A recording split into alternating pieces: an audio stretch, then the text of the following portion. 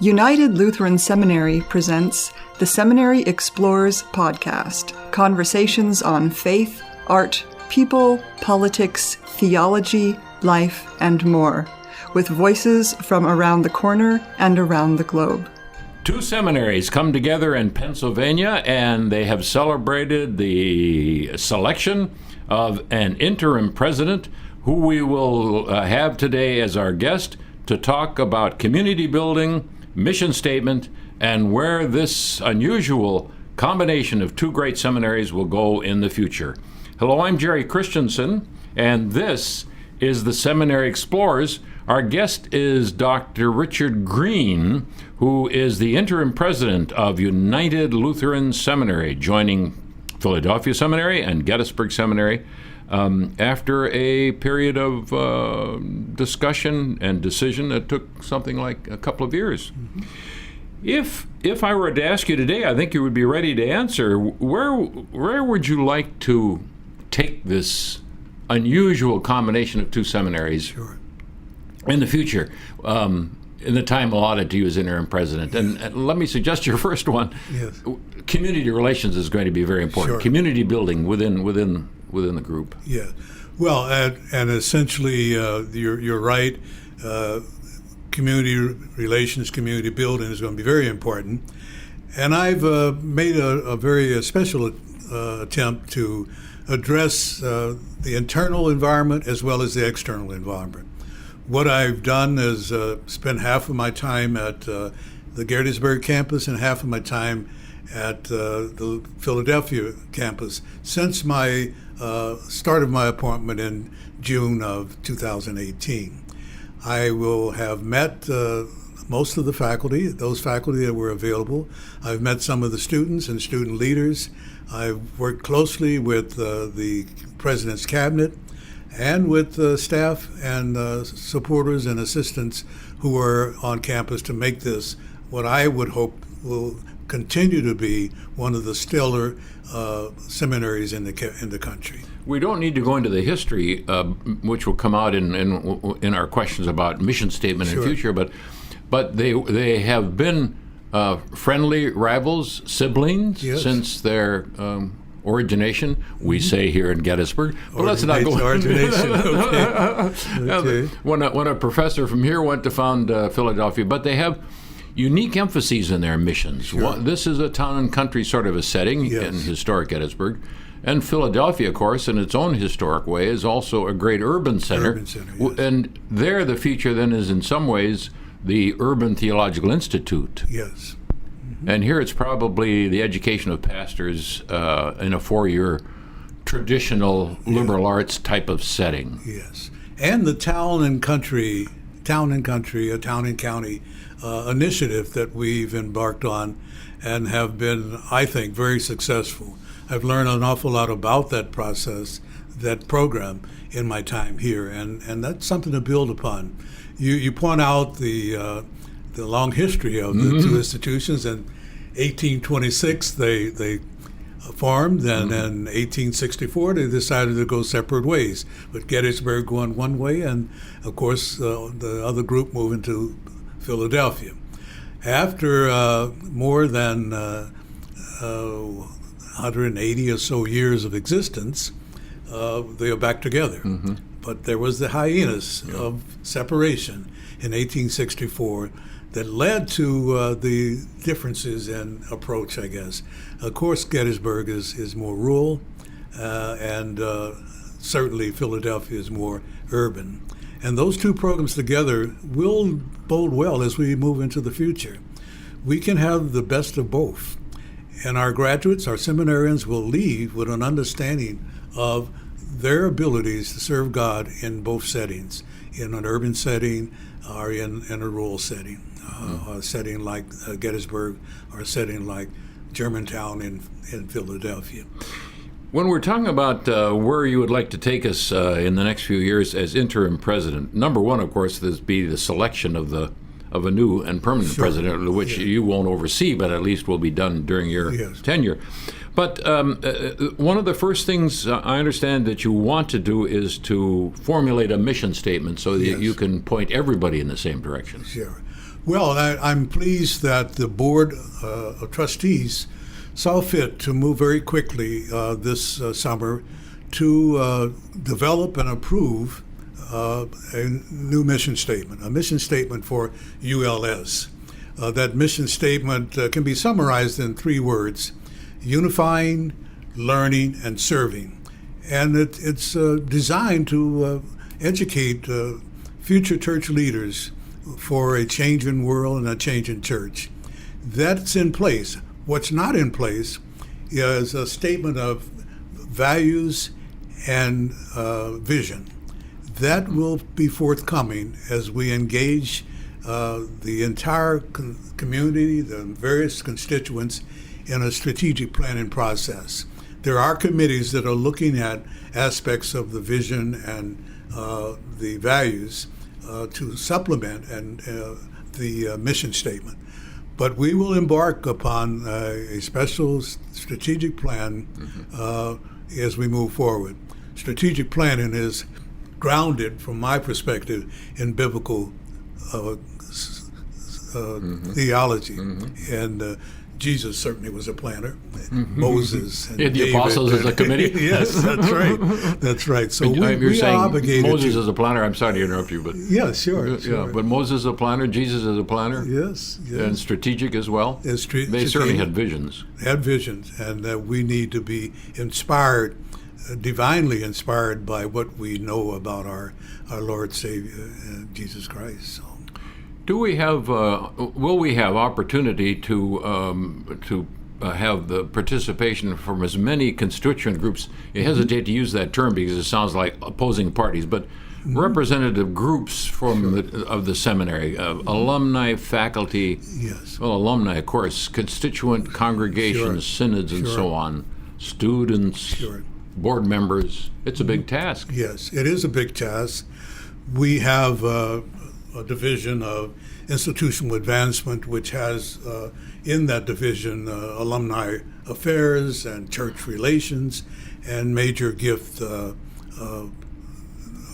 planning and solicitation. But what I'm going to do is try to concentrate and enhance the opportunity for us to work with alumni. We're going to have to make that a penultimate, and not just a goal, but an imperative that we must work on so we can do a better job with alumni relations. By the same token, we're going to do the same thing for church relations.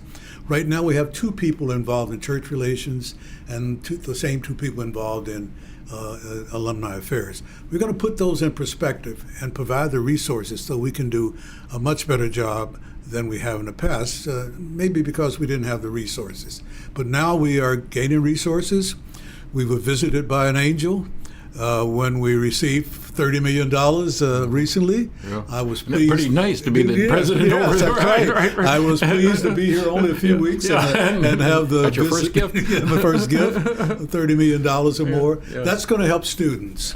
The student constituency will be advantaged by our ability to use those resources to provide 100% coverage of tuition for all Lutheran students and non-Lutheran students who apply and are qualified.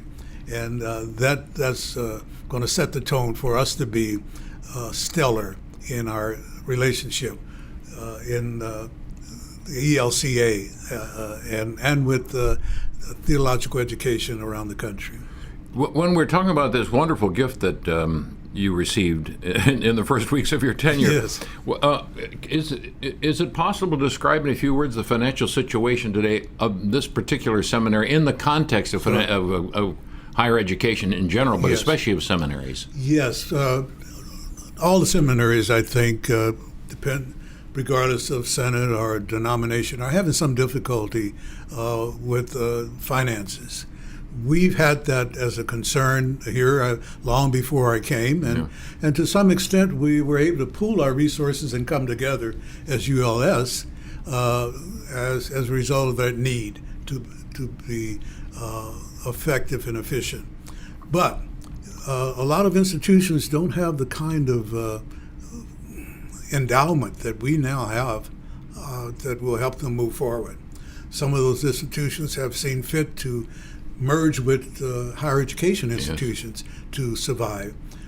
We are the second largest enrollment institution, seminary in the ELCA, with Luther in St. Paul being the first. So we have the same kinds of problems other higher education institutions have.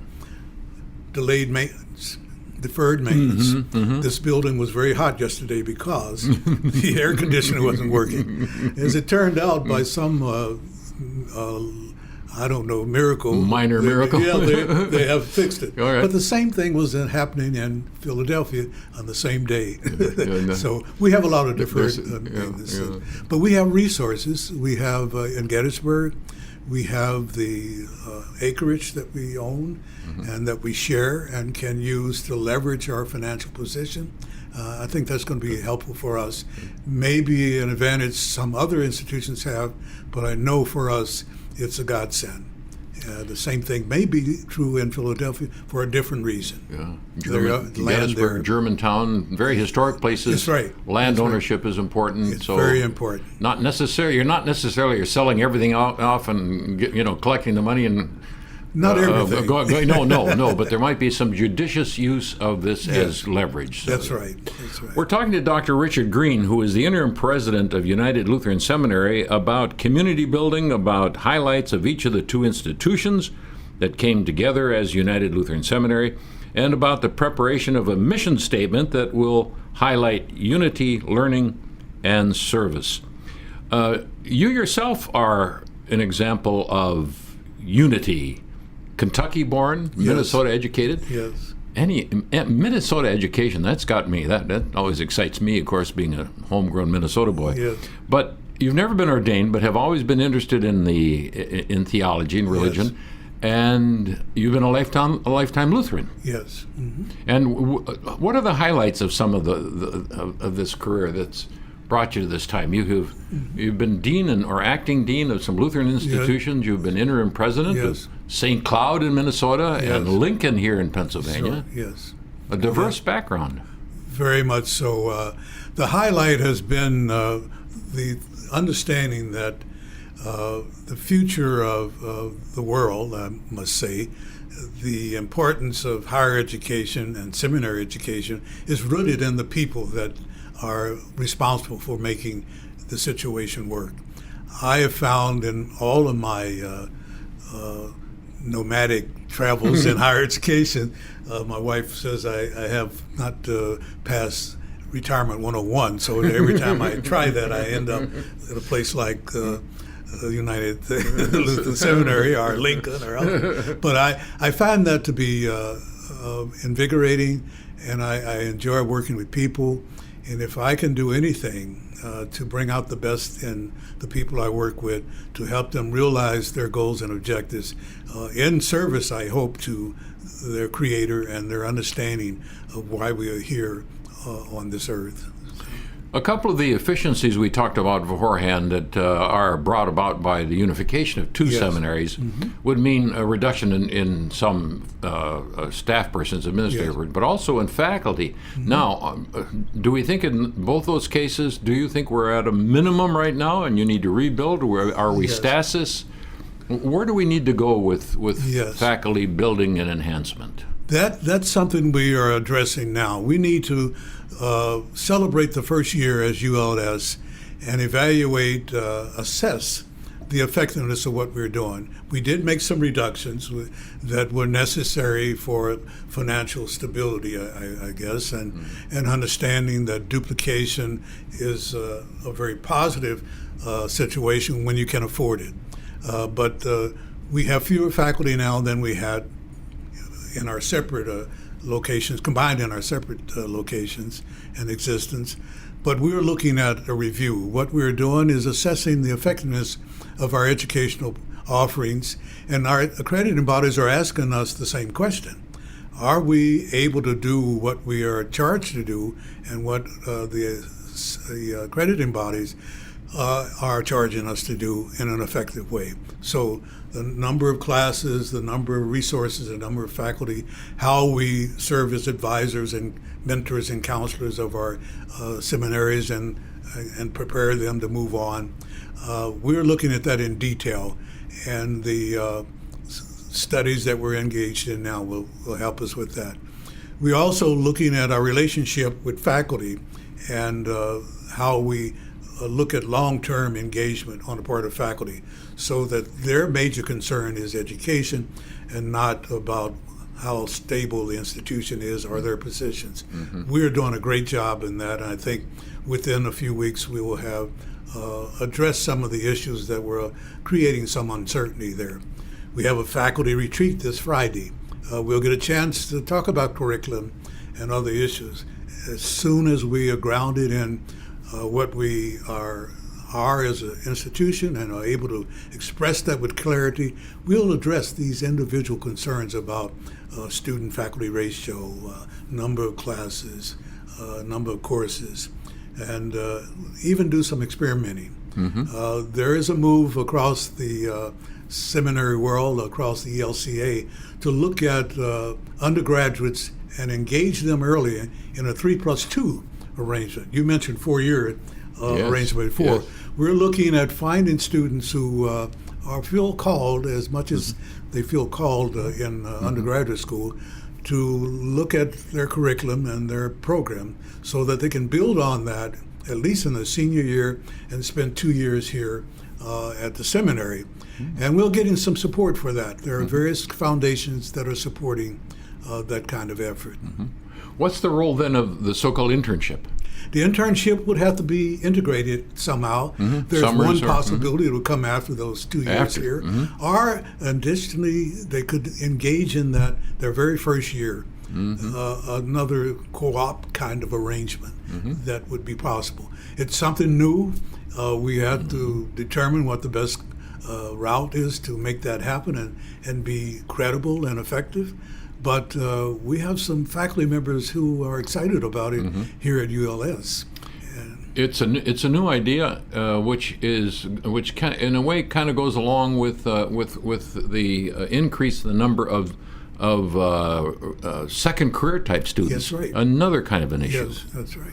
And how do you address that then? Well, they won't be able to identify themselves as called to ministry. We will continue to work in that arena. Mm-hmm. What we have understood is that we graduate in the ELCA. I don't think we graduated more than 250 or so students seminarians this past year or so. Mm-hmm. There were 400 and some openings. So we've got to look at what we can do, either through our partnership arrangements and also with innovative programs such as an accelerated program with 3+2, but not of less quality, but of less time spent. So. As a kind of a campus, the Gettysburg side of this, the campus element, is a strong pull to have a place for dialogue and learning, face-to-face, one-on-one, living in experience. So that I would hope, I'm expressing my own opinion, but would hope it would be retained. Oh, yes. This doesn't mean we're substituting. You don't accelerate them out of here before they get here. No, we don't do that. And in fact, we have programs that take advantage of some distributed learning from a distance, and intensives where they come together and experience some of that kind of colleagueship and learning from each other and gestation and growth that's important in seminary education. Two things on gestation and growth, a little bit different but still on the same subject.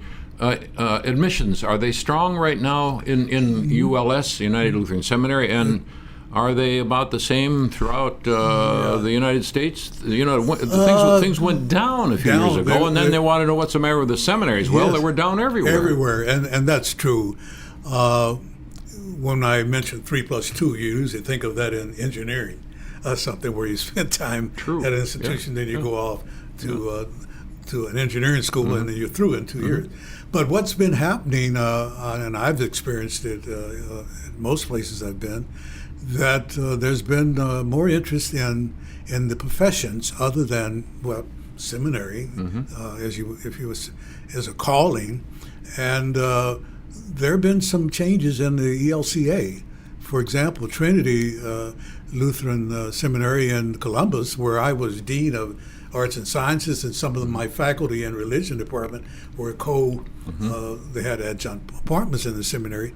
They have combined with Capital University just because of that. The enrollments were down considerably. We've had other changes too, and at Lenore Ryan and the Southern, in California, Pacific, and so on. I don't see the remaining institutions in the LCA making any moves to do such. But I think I know we are strong, and the possibility of growing is embodied in what we can do to help students to lower the burden, reduce the burden of living and tuition funds. The same thing is happening in Luther Seminary in Minneapolis. Yeah, it's been a great boon to this seminary, this United Seminary, to have free tuition. Great boon, hasn't it, in the last few years to attract students? Oh, yes. We can't figure that ministers are going to make a lot of money, unlike maybe some other professions, and aren't going to be able to pay off even the smallest debt as you would like. So free tuition really has helped. It really has helped. My pastor in Arizona, where we have a home, is a graduate of Gettysburg, a 1999 graduate of Gettysburg. And he pointed out that, there are various ways you can get most of your tuition covered, but living expenses is another arena that we have to explore for assistance to our students. If you bring a family after graduating from college or coming as a second career arrangement, it's a burden, and we need to do more to help.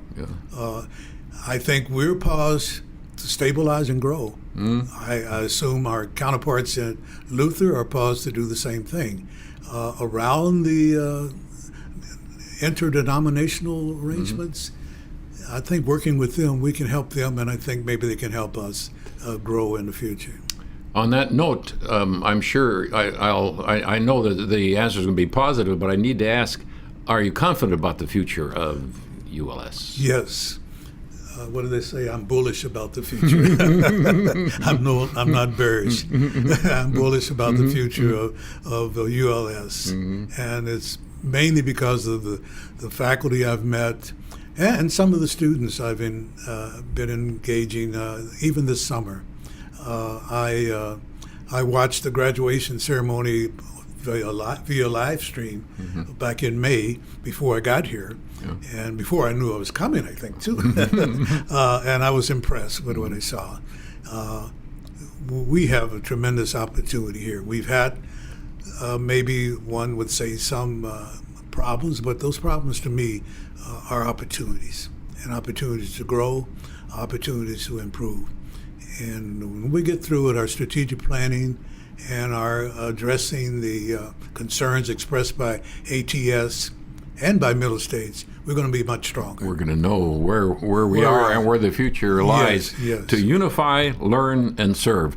Dr. Richard Green is our guest today. He is the interim president of United Lutheran Seminary in Gettysburg and in Philadelphia. I'm Jerry Christensen, and for the Seminary Explorers, have a very good day. You have been listening to The Seminary Explorers, a production of United Lutheran Seminary with campuses in Gettysburg, Pennsylvania and Philadelphia, Pennsylvania. We invite you to visit our website at unitedlutheranseminary.edu. Opinions expressed on this program are not necessarily those of United Lutheran Seminary or the Evangelical Lutheran Church in America.